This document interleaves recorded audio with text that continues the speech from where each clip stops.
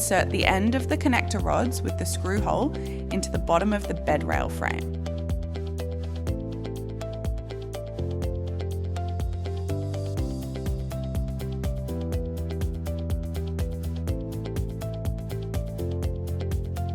Insert the 2 small bolts and tighten using the Allen key.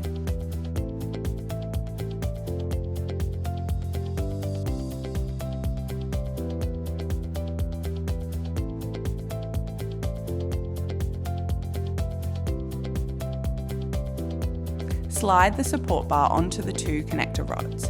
Ensure it is placed as low as possible. Slide the end support bar onto the 2 connector rods.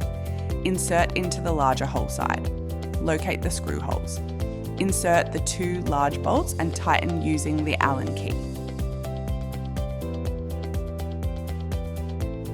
Lift the mattress and slide the bed rail underneath. To prevent the risk of strangulation, ensure that when the bed rail is fitted into position, where there is a gap of at least 250mm, 10 inches either side. Ensure the mattress is heavy enough to keep the bed rail in place.